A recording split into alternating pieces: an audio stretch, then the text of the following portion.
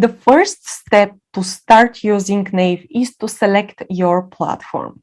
You can choose between Jira, Trello, Azure DevOps, Asana, or CSV or JSON file. The authentication mechanism will be different for the different systems, but usually it's just a matter of one click in order to authorize access to your data. From then on, it's time to create your first dashboard. First, you have to select the board you would like to analyze. If you don't see it right away, start typing in the input to see more results. Every dashboard at Nave corresponds to a board on your management system, so make sure you search for the board name, not the project name here. Once you select it, your process states will appear in the statuses column.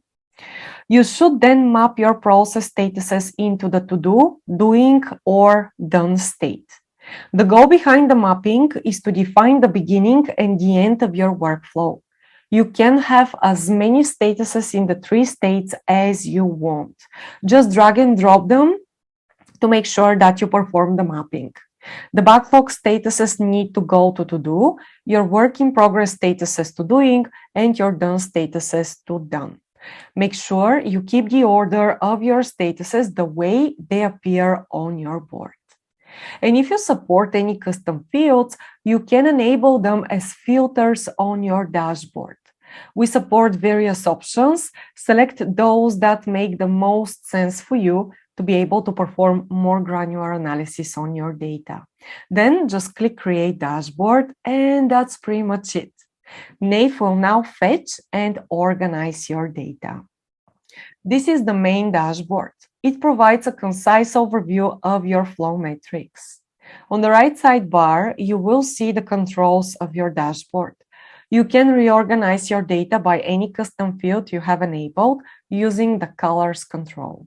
You can also change your cycle time precision, the date format, or disable some non-working time if needed.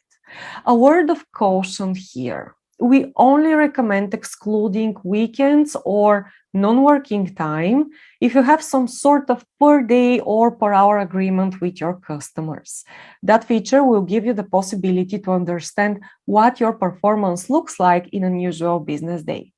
If that's not the case though, I highly recommend to include the non-working time in your analytics and keep that option disabled, as all the industry standards include non-working time.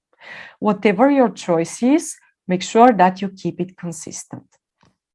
The filters section is the same throughout the entire dashboard, except that you won't see any backlog-related filters on the home page. The reason is that this specific visualization is optimized to enable you to track the performance of the work once it has already been started. All the rest of the charts, though, provide the flexibility to enable your to-do statuses as well.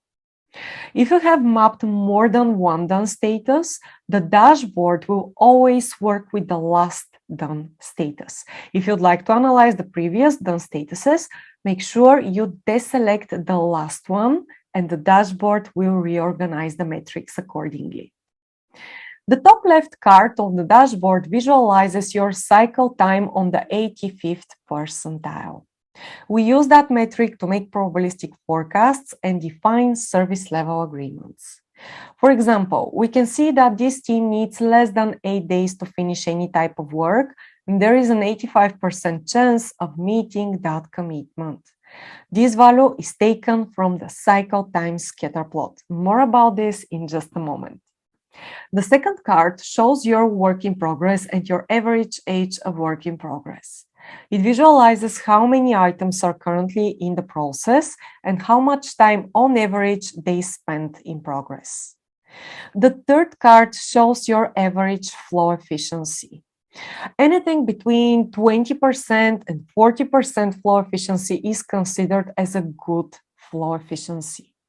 Flow efficiency above 40% is usually considered exceptional. This chart will only be visible if you have configured your flow efficiency chart. And the last chart visualizes your process metrics in terms of averages. This data is taken from the cumulative flow diagram, and we use these averages to evaluate your process performance. Ideally, your average arrival and throughput rate should be roughly equal. This means that you start new work at the same rate you deliver it. You can also observe your average daily WIP and your average cycle times and compare the values with the second card. Ideally, the numbers should be close to each other to maintain a stable delivery system. On the homepage, you will also see a concise overview of the main charts on the dashboard.